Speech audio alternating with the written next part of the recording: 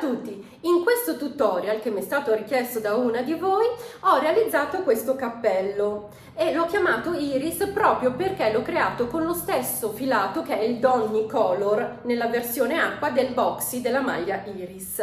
Per tutte le tecniche che utilizzo durante il tutorial, se non le conoscete, trovate qui sotto nel box informazioni tutti i link ai video dedicati. Ma adesso andiamo a vedere cosa ci serve per realizzarlo.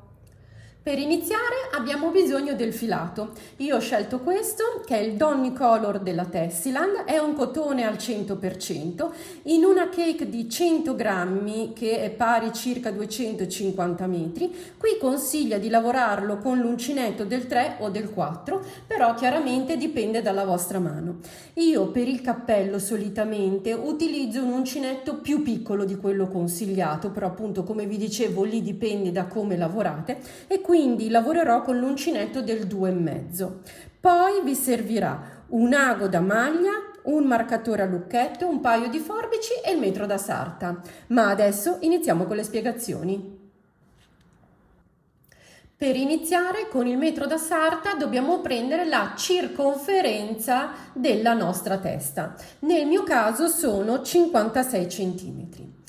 E per sapere quanto dobbiamo lavorare in tondo dobbiamo applicare, diciamo così, una regola nella geometria di quando andavamo a scuola, e cioè il perimetro diviso pi greco ci dà esattamente il diametro della circonferenza. Quindi il perimetro è la circonferenza della nostra testa, cioè nel mio caso 56 cm, e lo devo dividere per il pi greco, che è pari a 3,14.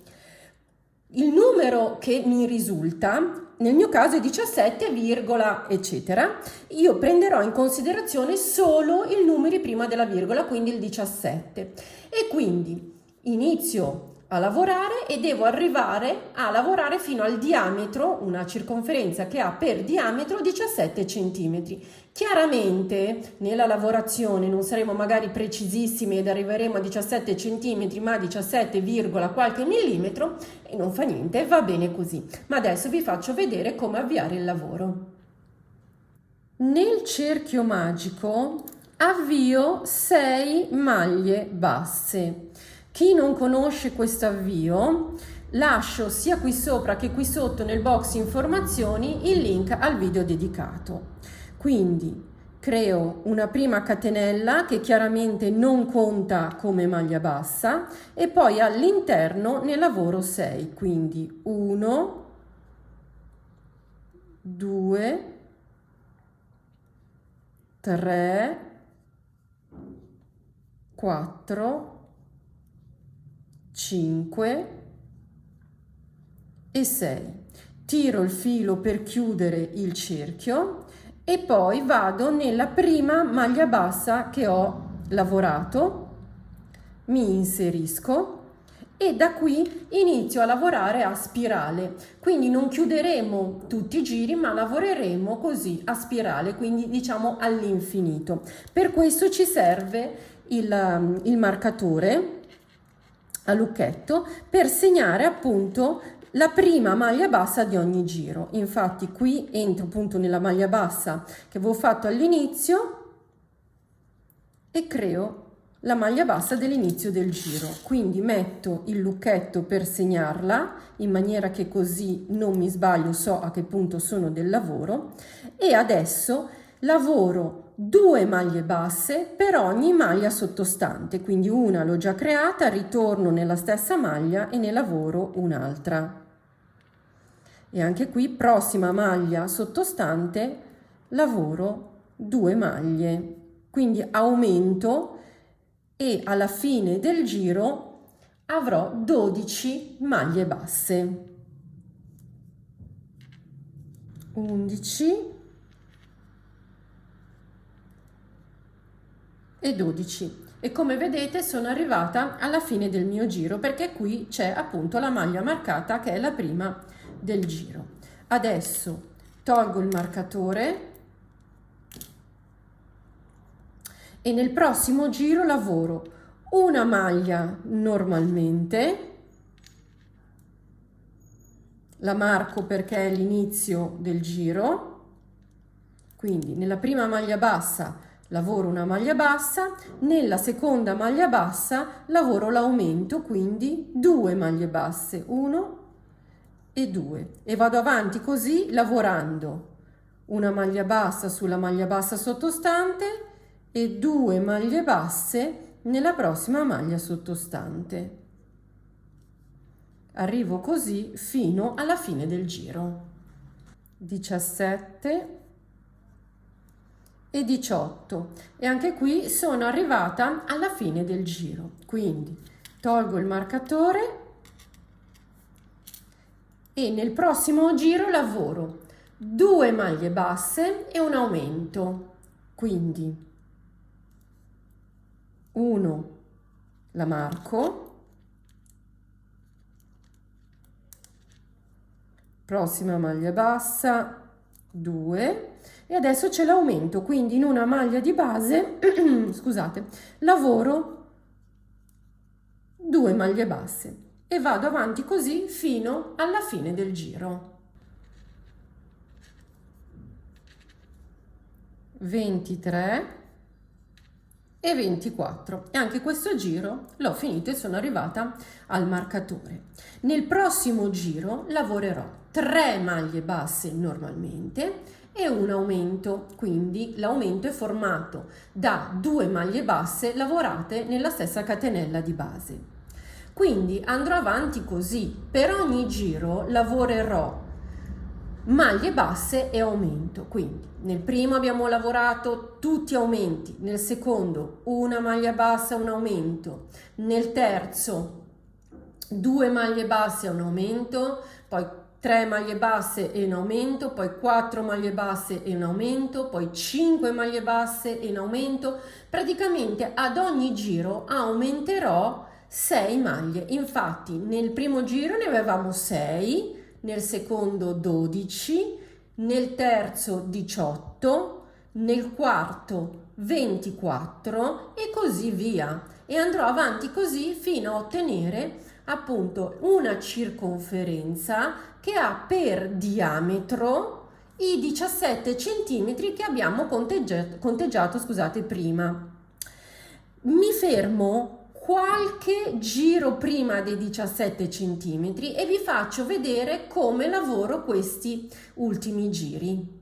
Ok, ho appena fatto il 20° giro, ho quindi lavorato 18 maglie basse più l'aumento, quindi per un totale per lato di 20 maglie, che fa un totale a giro di 120 maglie. Sono quasi vicina al diametro dei 17 centimetri e quindi adesso nei prossimi 2-3 giri, adesso vediamo un attimo come si comporta il lavoro, faremo gli aumenti sfasati. Quindi avendo 20 maglie per lato io lavorerò 10 maglie e poi l'aumento nell'11ª e poi proseguirò con 19 maglie basse e l'aumento, in maniera di avere gli aumenti non qui dove già ci sono, diciamo, le punte dell'esagono, ma avere gli aumenti al centro dei lati,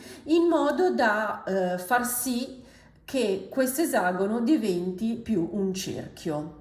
Ma adesso vi faccio vedere. Quindi tolgo il marcatore di inizio giro, faccio la mia prima maglia bassa, rimetto il marcatore e quindi ho fatto una maglia, poi 2, 3, 4, 5, 6, 7, 8, 9, 10 e qui faccio l'aumento, quindi 1 e 2. Adesso proseguo normalmente, diciamo contando 19 maglie basse e facendo l'aumento, e mi ritroverò circa a metà di questo lato. Chiaramente, una volta arrivata all'ultimo lato dell'esagono, avrò circa nel centro l'aumento e poi 9 maglie basse, ma comunque quello non è un problema, perché avendo il marcatore di inizio giro so quando sono arrivata alla fine. Ho finito il 21esimo giro e adesso inizio il 22esimo lavorando 5 maglie più l'aumento e poi continuando con 20 maglie basse e l'aumento, quindi finisco con 15 maglie basse, questo proprio appunto per cercare di arrotondare. Quindi faccio la mia prima maglia bassa, la marco subito,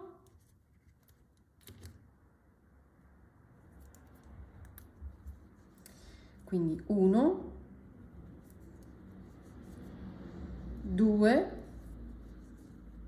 3, 4, 5 e aumentiamo 1 e 2. E adesso proseguo con 20 maglie basse e l'aumento. Ho finito anche il 22esimo giro. Faccio l'ultimo giro per me, perché poi sono arrivata ai 17 centimetri di diametro, quindi il primo è una maglia bassa che segno col marcatore, e proprio come dicevamo anche per le altre, per arrotondare lavorerò 15 maglie basse e un aumento, poi proseguo con 21 maglie basse e l'aumento, e in ultimo avrò da lavorare 6 maglie basse. Io avrò un totale di 138 maglie basse. Bene, ho finito il mio 23esimo giro e da adesso in avanti, pur mantenendo la lavorazione a spirale, quindi continuando a mettere il marcatore nella prima maglia per sapere quando ho finito il giro, lavoro senza più aumentare. Quindi lavoro una maglia bassa su ogni maglia bassa sottostante. E così daremo la forma a cilindro, diciamo. Per quanto lavorare in questa maniera, io solitamente mi regolo così. Adesso inizio a misurare dal centro, e quindi se prima avevo come diametro 17 cm, adesso questi 17 cm inizio a misurarli dal centro, quindi da qui in avanti, quando arrivo a 17 cm mi fermo e provo il cappello e vedo se va bene così, oppure se per arrivare alla misura corretta devo lavorare ancora qualche altro giro. Sono arrivata ai miei 17 cm di altezza partendo dal centro del cappello, l'ho provato, per me va bene così, e adesso dobbiamo iniziare gli aumenti per la falda e vi spiego come farli. Adesso dobbiamo verificare di avere un numero di maglie divisibile per 12. Ad esempio, se abbiamo 132 maglie e lo dividiamo per 12 da 11, quindi è fattibile. Cosa dobbiamo fare? Dobbiamo iniziare gli aumenti. Quindi in questo caso farò 10 maglie basse e 2 maglie basse nella stessa maglia di base, quindi 10 maglie basse e l'aumento. Se invece non abbiamo un numero divisibile per 12, ad esempio io ho 138 maglie che diviso 12 da 11,5, quindi non è possibile, cosa faccio? Per la prima volta, per il primo giro di aumenti, dividerò le 138 maglie o comunque le maglie che avete per 6. Scusate, 138 diviso 6, ecco qua. Quindi se non è divisibile per 12, sicuramente avete un numero di maglie divisibile per 6. In questo caso lavorerò 22 maglie basse e poi l'aumento. Nel giro successivo lavorerò un giro senza aumenti e così anche nell'altro, quindi un giro faccio gli aumenti, che siano 6 la prima volta e poi 12, e nei 2 giri successivi lavoro così come si presentano le maglie e continuo così fino a circa un'altezza di 5-6 centimetri, e poi lavoreremo dei giri per far sì che la falda del cappello non sia squadrata. Ok, sono arrivata a 6 cm di altezza di falda e gli ultimi 2 giri per me sono stati 2 giri senza aumenti, infatti vedete che non ci sono le punte.